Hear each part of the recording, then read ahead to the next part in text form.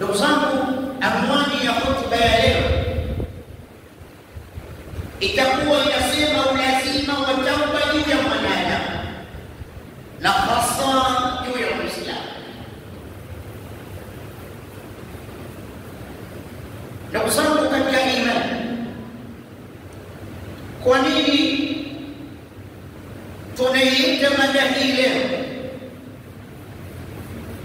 Kwanza kabisa, sote tunafahamu tuko ndani ya mwezi wa Shaaban na sasa tunaelekea katika mwezi mtukufu wa Ramadhani,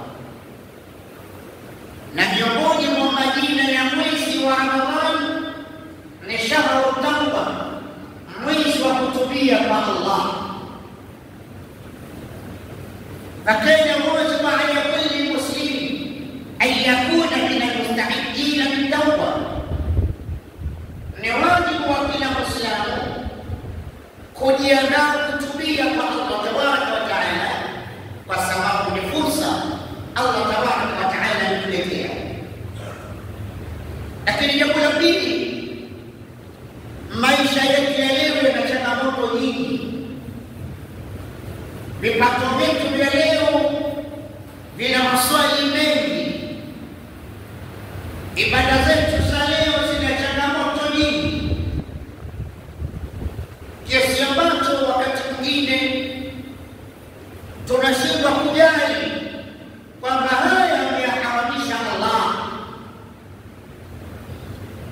haya ni haramu, haya mambo amekataza Mtume Muhammad sallallahu alaihi wasallam. Hata wengine tukabaki na kauli ya kusema almuradi mkono uende kinywani, yaani mradi mtu ule bila kuangalia chakula chako, kinywaji chako, mavazi yako, maisha yako yote ya kila siku unaendesha katika mfumo wa chombo hiki ambalo limetokana na asili yake na nini. Kwa hiyo wakati tunaswali hali ya kuwa tunamshirikisha Allah, tunaswali lakini maisha yetu ni ya riba,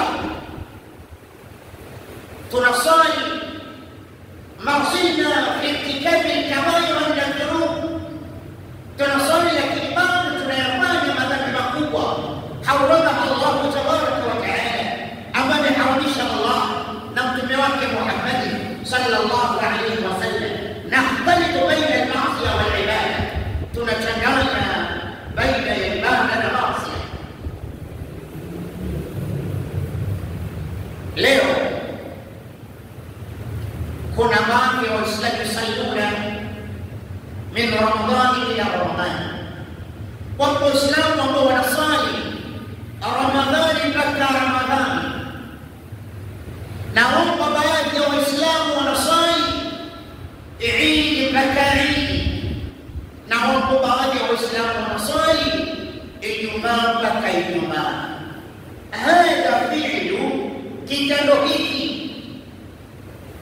kitendo hiki anachokifanya Muislamu huyu anatakiwa kutubia kwa Allah, kwa sababu Allah hajakuwekea utaratibu wa namna hiyo. La budda alayhi an yatuba ila Allah min hadha al-fi'l, anatakiwa kutubia kwa Allah kutokana na jambo lake hili la kuacha sala. Na wanachuoni wamekubaliana kwamba asiyeswali ni kafiri. Ikhtalafu, wametofautiana ukafiri wenyewe ni wa kumtoa katika Uislamu ama ukafiri utakuwa ni wa kumbakisha katika Uislamu, katika zile aqsami kufur. Yaani ni ukafiri unayomtoa mtu katika Uislamu au ni ukafiri mdogo, lakini wamekubaliana kama ni sala min ghairi udhri shar'i, bila kuwa na udhuru wa kisheria, huyu ni kafiri. Fala budda alayhi an yatuba ila Allah, atubie kwa Allah kwa kosa hili analofanya.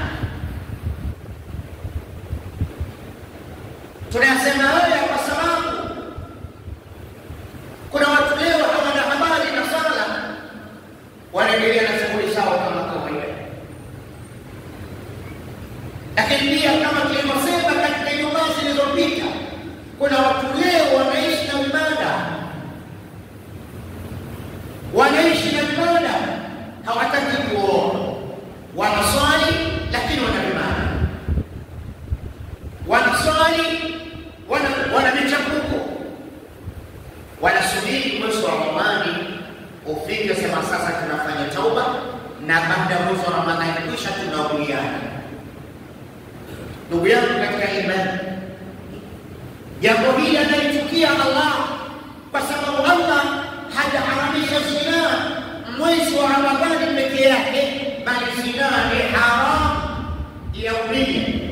Zina ni haram katika maisha yetu yote, maadamu tumeikubali Qur'an ni maneno ya Allah na Muhammad ibn Abdullah ni mtume wa haki wa Allah, fasina haram fi hayatina kulliha. Zina ni haram. Hiyo kimada anapika na mambo, na kuna wengine wataishi na kimada mpaka mwezi wa Ramadhani. Walisema sisi tutajizuia kufanya tendo la ndoa, lakini huyu kimada ataendelea kupika na kupaka kwa sababu mpaka wameshazaa na watoto. La budda min tauba ikhwan, lazima kutubia kwa Allah. Lakini ukija kwa wafanya biashara, katika biashara zao kuna changamoto nyingi. Kuna watu wanaswali lakini wanamihirizi katika mifuko yao,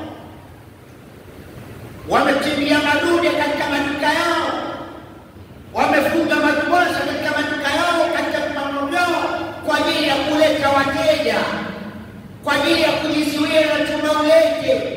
Yushrikuna billahi subhanahu wa ta'ala, wanamshirikisha Allah na huku wanasali, na huenda wataendelea na jambo hili hata kuwa bado ndani ya mwezi wanaingia katika mwezi mtukufu wa Ramadhani. Ikhwani, hadha shirku. Yaqulu Rasulullah, man ta'allaqa tamima faqad ashraka, yeyote mwenye kuvaa hirizi, mwenye kutungika hirizi, amemshirikisha Allah tabaraka wa taala. Asafanya biashara na changamoto nyingi, wanamshirikisha Allah laila wa nahara, wanamshirikisha Allah usiku na mchana. Kadhalika wanasema uongo kupitiliza, hata mahala hapastahili kusema uongo, mfanya biashara akasema uongo. Atakwambia biashara inatoka sehemu fulani, bidhaa hii inatoka sehemu fulani, bidhaa hii imenunua kwa kiasi fulani. Mungu anachotaka yeye ni kuuza kwa bei ya juu. Kwa nini useme uongo na mali ya kwako? Kitu gani kinakulazimisha wewe useme uongo? Biashara ni yako, atakayetaka anunue, atakayeacha basi. Wewe unasema bila kusema uongo siwezi kutoboa. Unawahusia watu vitu vibaya, wanafanya ushi. Na Mtume anasema man ashara falaysa minna, yeyote mwenye kufanya udanganyifu katika biashara si katika sisi. Mwenye kufanya udanganyifu si katika sisi. Leo tunamwona anauza mkaa, kiroba cha mkaa kimejaa, ukiangalia juu na mkaa mkubwa, ukimimina chini ni mchanga mtupu. Kuna wauza mandazi, wauza vitumbua, wanauza vitumbua vya jana, mandazi ya jana. Ukiwauliza akwambia leo haya, kumbe tokea jana amelala, na anashindwa kusema ukweli kwamba hivi ni vya jana. Wauza nyanya, chini amepanga nyanya zimeoza, alafu juu anapanga nyanya zenye heshima, aishazikia mpaka mafuta, nyanya zinang'aa, mtu anamzolea na mtilia kwenye kikao. Akifika nyumbani anakuta nyanya mbili tulio nzima, zingine zote zimeoza. Man washara falaysa minna, la budda min tauba. Tutubie kwa Allah. Na kuna mwingine kaamua kudhulumu ardhi ya wengine kwa sababu ya nafasi aliyonayo, kwa sababu ya umaarufu alionao, anaamua kujenga mpaka anaingia kwenye kiwanja cha mtu mwingine na anamwambia nenda sehemu yoyote, mitaani imeshajenga. Mwingine analima mpaka anaingia kwenye shamba la mtu mwingine, anamwambia nenda sehemu yoyote, mimi nimeshalima, hii ni nafasi yangu, na hata ukienda mahakamani utaniona nawe kama alipoke kibaya. Unafanya dhulma, unawadhulumu watu kwa sababu ya nafasi ulionayo, kwa sababu ya pesa ulionayo, kwa sababu ya mali ulionayo. Tutubie kwa Allah. Na kuna wengine kazi yao ni kuiba mazao kwenye mashamba ya watu kwa uchawi. Mtu analima nusu heka, anakwenda kuvuna mazao ya heka 3, heka 4, anaiba mazao kwenye shamba la mtu kwa njia za kichawi. Na kuna wengine wanafanya biashara, wengine kajitegeshea mtego wa tumauleti, wanahangaika watu usiku na mchana. Yeye anakwenda kuchukua kibla hii, mtu anazunguka jua la kwake, mvua ya kwake, usiku wa kwake, mchana wa kwake, mtu anakula, anaishi kwa kupitia tumauleti. Ikhwatul kiram, tubu ila Allah. Riziki ya namna hii, maisha ya namna hii, mwenendo huu, maisha mwenendo huu, tutubie kwa Allah. Kama hatukutubia kwa Allah, Allah atakwenda kutuadhibu. Walidhalika yahuduna Allahu tabaraka wa taala ala tauba, na ndio maana Allah anatuhimiza kutubia kwake. Hina maqala ba'da billahi minash shaitani rajim, ya ayyuhalladhina amanu tubu ila Allahi tawbatan nasuha, enyi mnaoamini, tubieni kwa Allah tauba ya kweli. Tubu ila Allah tawbatan nasuha, tubieni kwa Allah tauba ya kweli.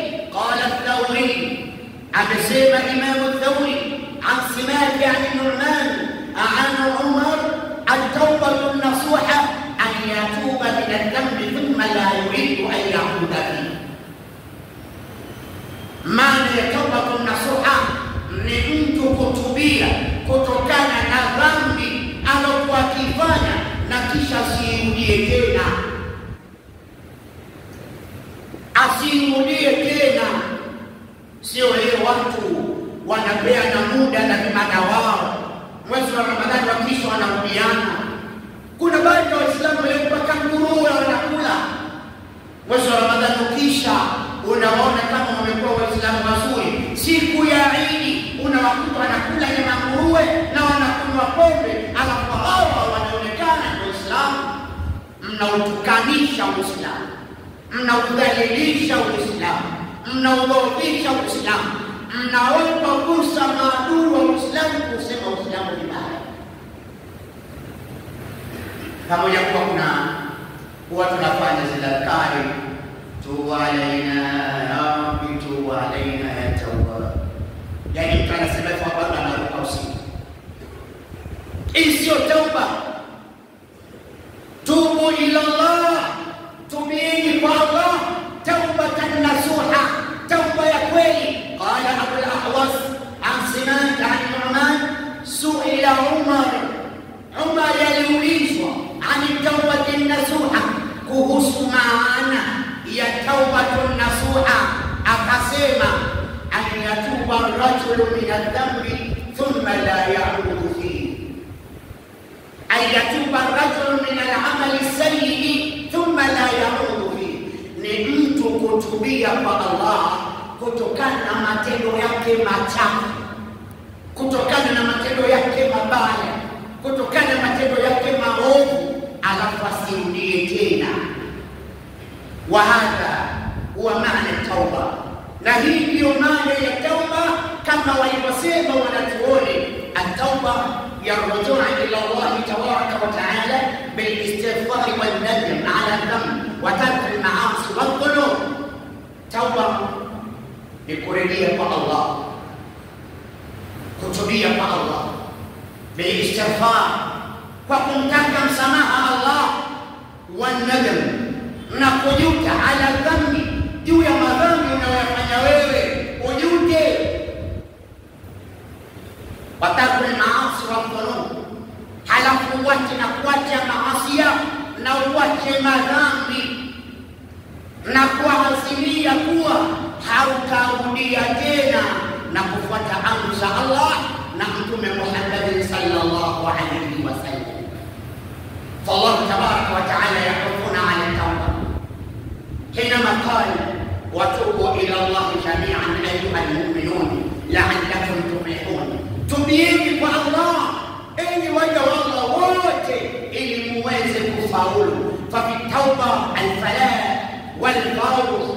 katika kutubia ndio kuna kufaulu na kufuzu na kuingia katika pepo ya Allah tabarak wa taala. Lidhalika la budda likulli muslimin an yatuba ila Allah min adh-dhunubi wal ma'asi wal bid'ah wal munkarat wal shubuhat.